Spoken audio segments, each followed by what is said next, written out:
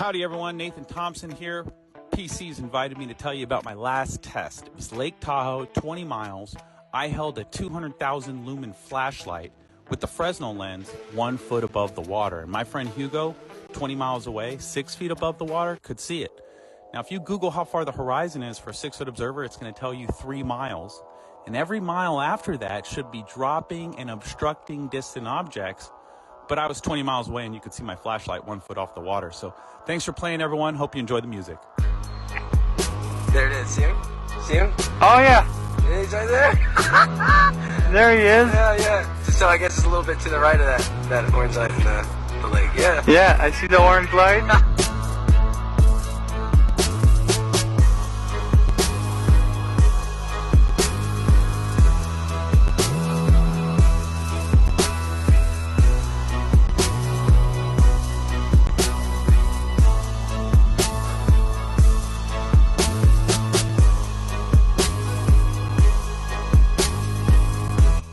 Hey family, I'm speaking at the International Truth Conference this November in Arizona. If you grab a ticket, please use my promo code Nathan, and I'll see you there.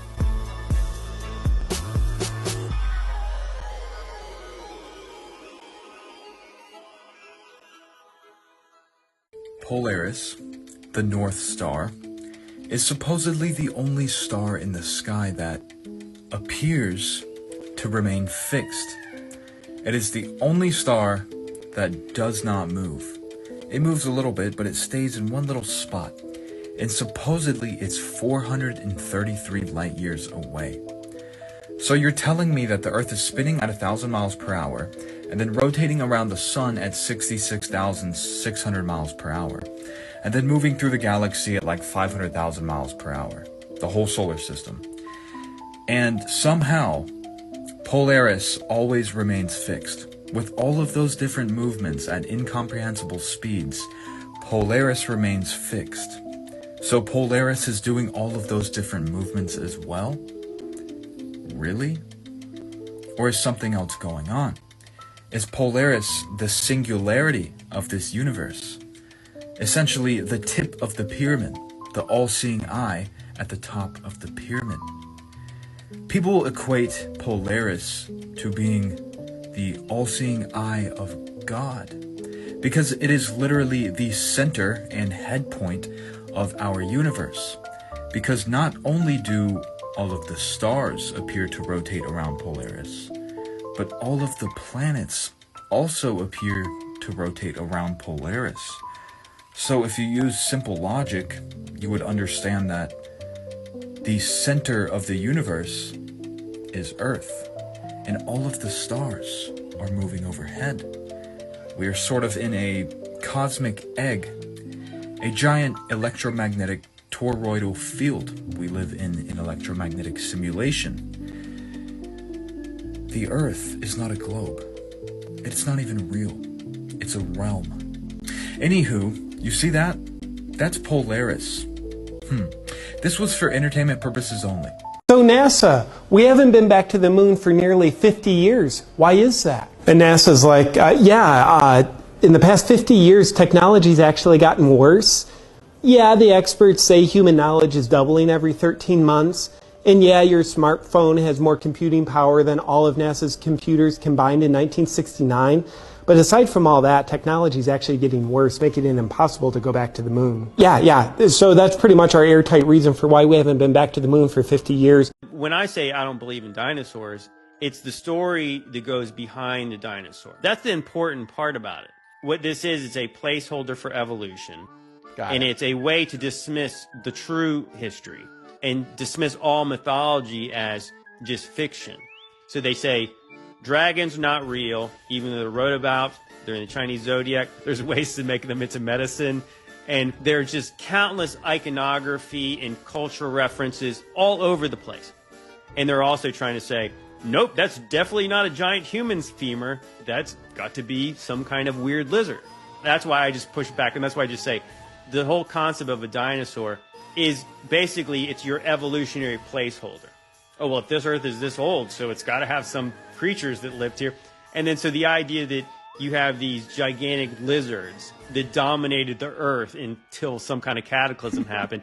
It's like, that is fantasy. There is no science behind that whatsoever. So if you said that, yes, the bones that they try to say are dinosaurs are real. Yeah, that's what they are real. But they are wrong about what they were. The Nazis were probably actually right about this. The moon is a reflection of the Earth, and it's basically a map in the sky. That's why in World War II they were so obsessed with Antarctica and they wanted to go over there, because they wanted to see what other secret lands were passed over there. And I showed this video of the map about a year ago, the moon map reflection, German map, but all those other sections over there on the left, that's all ice. This is where we are on the right. That's Earth. And those are all of our continents.